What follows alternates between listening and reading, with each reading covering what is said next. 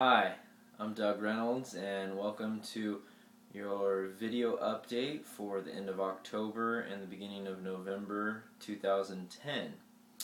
I'm a real estate agent in the Sacramento area. I work with Better Homes and Gardens Real Estate and actually just transitioned. I want to explain a little bit what happened is the owner of my office and many offices in the area is Mason McDuffie, and recently we were affiliated with Prudential. Well, the company saw some exciting changes going on in Better Homes and Gardens Real Estate and decided to switch affiliations from Prudential to Better Homes and Gardens Real Estate. So I didn't switch offices or anything like that. I didn't switch companies. I just simply, the affiliation that I'm with, my owners of my office, changed affiliations. Now I'm affiliated with Better Homes and Gardens Real Estate. It's more transitioning to the West Coast, definitely heavy on the East Coast here, getting a lot more offices and agents on the West Coast. Some really exciting tools for not only just me as an agent, but also for clients. Really on kind of the cutting edge of the technology side of things. I think it's a really positive change that I'm excited about. One thing for buyers, we have an iPhone app. It's really cool. Go ahead and download it and give it a try. Some cool features there, and just some great tools for marketing listings for sellers and stuff as well. So that's that. Anyways, let's get into the statistics for September. If you'd been following me the last couple of months, I've been predicting the last part of 2010 and beginning of 2011. I think it's going to trickle down just a little bit, and that's what happened in September. There was some slight changes. The median price just trickled down just a little bit. It went from 186,000 to 180,000. Same thing for the inventory. It ticked up just a little bit. It went from 3.4 months to 3.6 months. And then the sales volume went down just a little bit as well.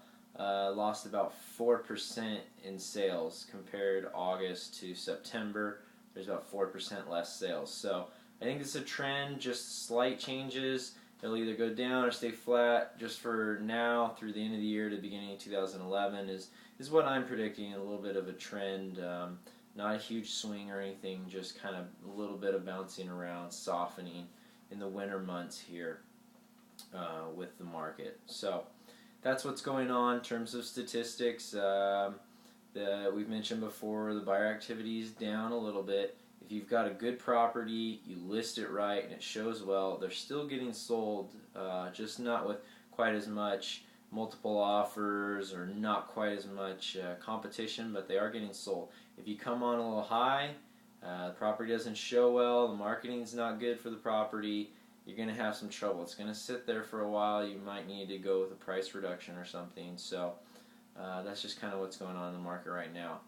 I want to talk a little bit about some legislation that just got passed for short sellers. This is good news for anyone potentially doing a short sale in the near future.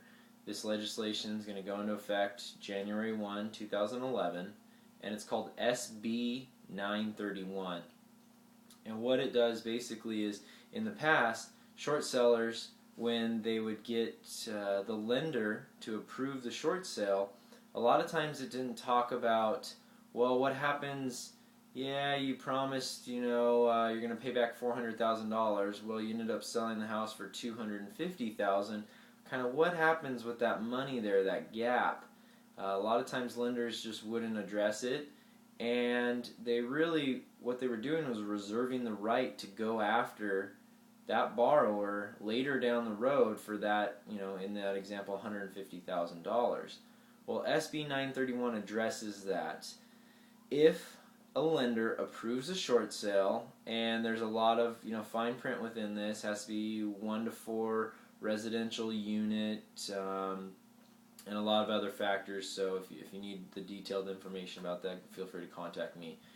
Basically, if a lender approves your short sale, they're waiving the right to pursue you for any deficiencies. So it's good news for sellers. They'll be able to sleep at night after they get the short sale done, knowing that someone's not going to come after them for that deficiency down the road.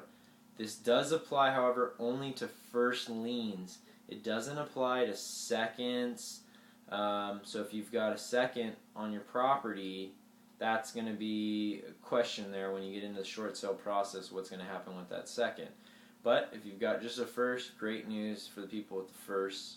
Also, fine print is it doesn't apply to any fraud if you lied on your loan application or on your short sale packet, or waste if you damage the property or anything like that. Then there's a way that the lender could still come after you for that. But definitely positive news for short sellers. If you're thinking about doing a short sale, I've talked about in the past, I specialize in short sales. I've got a team together for short sales. Feel free to contact me. Let me know how I can help out. Okay. The second thing I want to talk about quickly is the foreclosure moratoriums that are going on. There's a lot of talk out there in the media. It really sounds doom and gloom. It's not all that bad. Basically, what's going on is the lenders have voluntarily put a moratorium on their foreclosures so that they can take some time to review their in-house foreclosure process. There's a couple of different ways to foreclose on, either judicial or non-judicial foreclosure. In California, basically every single lender, almost every single foreclosure is non-judicial foreclosure. So you gotta, when you're listening to what's going on, you gotta remember California's typically 99.9% non-judicial foreclosure state. Okay. So far, Bank of America is the only lender in California that has done this moratorium, actually, in California. And like I said, it's voluntary. They're not being forced to do this. And the lenders are actually thinking that they just maybe need about 15 to 30 days to review their process of how they're doing their foreclosures. So if you're hearing news that, people are being foreclosed on that shouldn't have been, they're getting their houses taken from them, swept out from underneath them, and they shouldn't have been, and it's all this fraudulent stuff, it's what has happened is it's people that still should have been foreclosed on. They were late on their payments, they stopped paying for the house, and it was more of the process that the bank was doing it. They were missing a few steps or doing it inaccurately with some documentation, other things like that. So they're just reviewing their process of how they're doing their foreclosures so that they're making sure that they're extremely accurate with the correct way of doing it. Okay? But Bank of America is still going forward with their notice of defaults, and they're still moving along with their foreclosure process. They're just not doing the foreclosure sales at this point in time. So there's a lot of misinformation out there about it. Hope that clears it up a little bit.